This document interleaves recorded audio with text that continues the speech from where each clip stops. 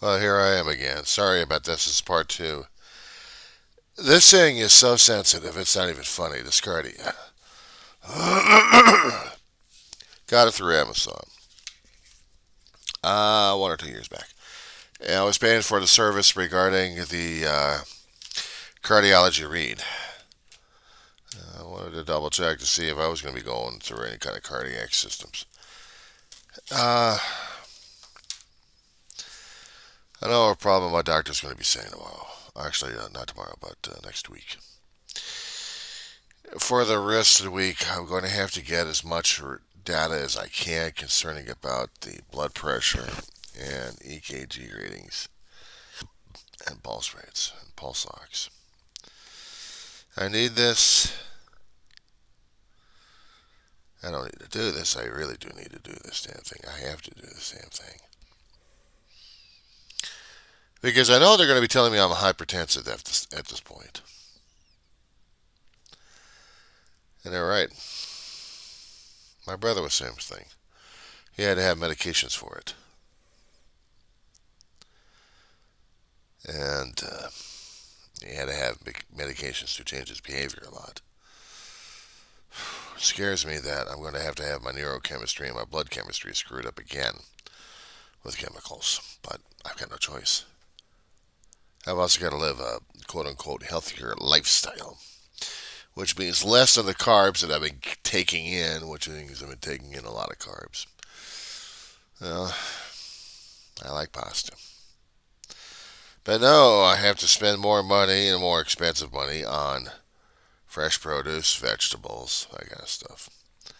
Lean meats, or chicken. Probably encourage me to eat fish, and I can't stand fish. I don't like fish. I like beef, but the problem is I don't like eating it all that much. I don't mind eating the chicken as long as I'm fixing it different ways, if I can fix it in different ways, in order for me to tolerate it. But the other thing they're going to be telling me not to do is coffee drinking or caffeine drinking left and right. More like green tea. I can go for green tea. They'll probably check the blood sugar. And they'll see the blood sugar's gone screwy. So now they want me on a diabetic. On and on it goes. Less fat on the milk. Non-fat. More exercise. A while ago, I couldn't do it regarding the walks because of the feet who were driving me crazy. They swelled up a little bit.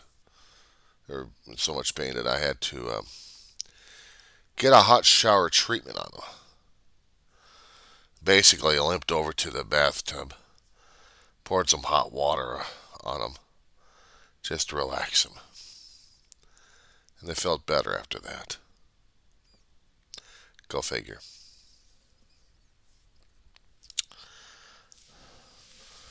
But things like this should warn and scare the shit out of me and increase my blood pressure skyrocketing. Now, remember when I said concerning about doctors telling you about white lab coat syndrome? It's part of the hypertension situation here. They consider it as white lab coat syndrome because they don't like to consider it as PTSD. The problem is I've had it all my life. And the doctors couldn't even see it for what it is. What happens if I was premature hypertension during that time and they didn't even realize it? Is it possible to have premature hypertension when you're a kid growing up? Because you've had near-death experiences left and right, scared the shit out of you left and right. And anything regarding medical institutions or any other facilities, including coming in even to get your teeth cleaned? Oh, major. Or even to have one of your relatives going in and you're being a sidekick. How do I feel about that? Terrified still. Why? Because I'm always afraid of the doctor saying, Mr. Wafer, it's your turn. My mother did that to me a few times on me. Scared the shit out of me. We were seeing our family doctor. And my brother was going to be checked out. Grandma was going to be checked out. I didn't realize it was going to be my turn to be checked out. Oh, it's a good thing we had the same family physician. I like that when you have the same family physician because the physician knows what's going on in the entire family's health. And we trusted him too. His name was Ramamurthy or Ramachandran, one of those two. Last name was Srinivasan. Yes, he was Indian. But this guy knew his stuff. Internal medicine, rheumatologist. He knew his stuff. He also know in my youth how scared I was concerning about blood work. Dr. Marvin Stopeg, God rest his soul, cranky old bastard, was my old pediatrician. And when I turned 18, he kicked me loose. So I switched over to Srini. Different insurances during that time, too. But Stopek was from the old country doctors. The old generations where you tough it out. You tough it out. You don't have fear. You tough it out. Doesn't matter if I'm going hypertension or not regarding the blood pressure. They keep telling me to calm it down. Or else. Or else. Or else. Or else. Or else. Or else my mother would be jumping on me. Or else I'd be not doing this thing. And what scared the hell out of me is going through those situations. Now, I understand right now, even as I talk about it, my blood pressure seems to be going because I'm feeling weird about it. I'm feeling the anxiety of it. I didn't realize how close I am to the doctor's visit at this point, but I am. They still want me to do another test that us old farts have to keep doing. Once you reach the age of 40, you have to continue to monitor your colon like crazy. Samples they need. I may have a sample cut in here somewhere. I just haven't used the damn thing yet. But I have to admit that, okay? This is the second part to the first video I'm doing concerning about my health and about things that are important. This is physical health. Even physical health will affect the mental. It's been told about that one by specialists all around the world for a while. They've said about it in their magazines. They've said about it in their journals. They talk about it on just about any other kind of media organization out there, just to get the word out. And yet, do you think it would be a conversation that people need to have? Nobody talks about concerning about their mental status. Nobody. It is one of the most embarrassing things a person can actually go through is to tell another person how they feel. Because it's embarrassing. We're going through our privacy. We're going through our private thoughts, our private feelings. This is our privacy here. We can't tell anybody else that we may be suffering through a lot of grief or a lot of stress, a lot of pressure. We can't tell them that because we're too embarrassed about it. It's a taboo subject that we have been raised not to talk about. We can't talk about our aunts. We can't talk about our uncles, our cousins, our brothers, our sisters, our mothers, our fathers. We can't talk about them if they're going crazy or not. If they've lost their gourd or not. If they've flipped their wig. If there are certain behaviors that they had been doing that are too bizarre for us to understand. We ask, and then we get the self-defense mechanism going on. We get embarrassed because we're making the inquiry of the person going through it, and they don't even understand what the hell they're doing. But if they do, they're not telling it because they're too damn embarrassed about it. They're afraid somebody might stop them. Well, if they're going to be doing self-destruction at this point over here, yeah, save their life by being inclusive and intrusive and stopping their attempts. Yes, we value life. But the thing is, we don't value life enough. We make political speeches. We make gaslighting speeches. We try to show our ego off more and off, more and enough. And the problem is, I think that's the thing that's still killing us these days is our damn egos. It shouldn't have to be. I have told people enough. I am not a guru, okay? I don't have any doctors, no MDs, no PhDs, no BAs. I'm still going through an AA, okay? Still working on an AA for an English degree. How about that one? But I still love history and I still love political science. But I also like English as well. I'm just not hip on all the damn authors out there or what kind of writing styles they've got. But I'm going to have to write. I'm going to have to keep on that. As for history, the more I keep learning more about what people have recorded history and what I remember history are two different things altogether. So I have to keep talking to professors about them. And political science is, well, that's the Boilermaker right there for your pressure. Because now you're talking about the clash of egos at this point over here. Our country's ego versus the other country's ego. Our leader's ego versus the other leader's ego. That's all it is. Resource wars. Resources, borders.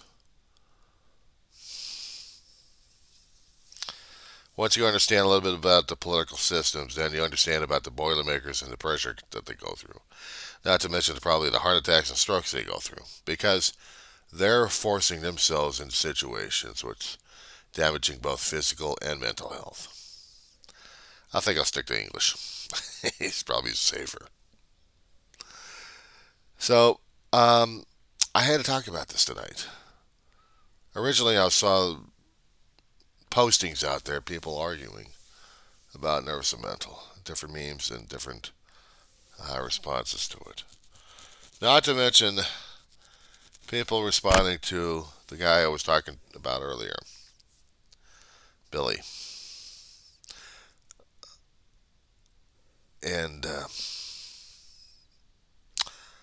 I'm hoping people have a heart to donate to the GoFundMe page regarding the memorial. Because we'd really like to get this going for the rest of the town and for the people who knew him and loved him and appreciated him one way or another. I'm hoping that they can show their appreciation one more time by throwing in their support, but also a challenge to all of them as well. If I could throw out a challenge, don't do it in the name of Billy. Do it in the name of a person that you feel is going through the problems, going through their issues, going through their own mental health, their own mental hell at this point. I would say do it in their name when you donate to Billy's cause concerning about this memorial. But we also have to have something regarding research as well. I mean, the GoFundMe page is not going to a research project. It is basically going for a memorial that we're trying to do in Rosamond, California for one of our fallen. Not an officer, but someone who is suffering through mental health. People knew for years and couldn't do anything about it. It only works, the treatments or any kind of interference works, if the other person's willing to go through this. If they are steadfast against it, you can't force it down their throat. You can't. They'll fight you on that one, left and right. Self-defense mechanisms going crazy like crazy, and you're threatening their home, their way of life, their normalcy. Their new normal is whatever their life is inside their head trying to deal with outside. And it's hard for them to do that. So we have to be patient, we have to be kind, we have to be gentle with them, with every one of them. And we have to be patient and kind and gentle with us as well. Because as I tried to explain in different videos, we're also poppers. Eventually, we're going to have our heads popped, and we're going to go out of it to where we can't understand reality around us, and we're going to basically kill ourselves because we can't stand ourselves, we can't deal with ourselves. How do I know this? A lifetime. 1 second. My nose, my nose, my nose, my nose, my nose. Well, I didn't want to sneeze on camera now, did I? Or blow my nose. It's disgusting. So, in conclusion, boys and girls, understand that mental health affects everybody. It affects family members, it affects friends, it affects coworkers, and you don't know whether or not something's going to happen or not. You don't know whether or not if we're dealing with a person who's hiding it very well or is really having a hard time dealing with it. And there's no shame in it. There's no shame for a cerebral breakdown at this point over here. If there is a biochemical or biochemistry or neurochemistry breakdown somewhere in there, there's no shame. The body's just breaking down one way or another. And we have to find ways either to fix it or cope with it, deal with it, or the hardest damn thing is the ultimate is to let the person go.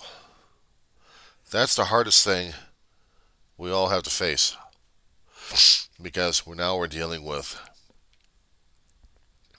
the release of the person into the unknown. And that's the hardest damn thing for us to deal with because all of us have formed attachments to someone. And to see that someone suffer, that's not a good thing.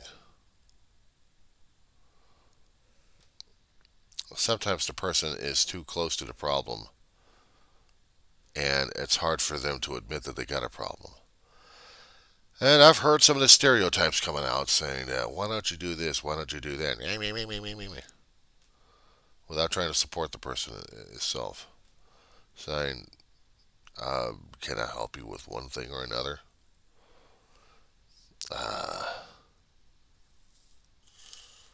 Do you need to see someone? I know that's the hardest damn thing for someone to say to another person, and you expect to get the negative reaction on this one. You get the knee-jerk reaction. Because that's the fear right there. I don't want to see anybody. I'm perfectly fine. And they'll be jerky about things. They'll be doing some kind of jerky movements or something. I've seen it. I've gotten through it myself. That's fun. I've gone through it as a kid. And the thing of it is, I'd wish my family had brought me to a shrink to talk to him. And why didn't shrinks ever pick up on anything that I was going through? Because at the time they weren't trained. Back in the 60s and 70s, growing up as a kid to a teenager, they weren't trained to look at nervous and mental. But they were getting their training. They were getting their training because they were seeing kids acting out emotionally.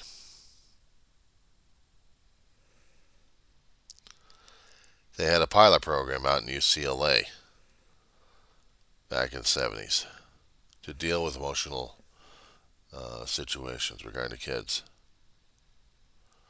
There was a pilot program. The UCLA Neuropsychiatric Center. It was so successful that they kept it up for many years. They hadn't shut it down. They expanded their program, I understand. And the people who originally were over there have either passed on or gone their separate ways. Maybe one or two of them still over there because they like dealing with the kids.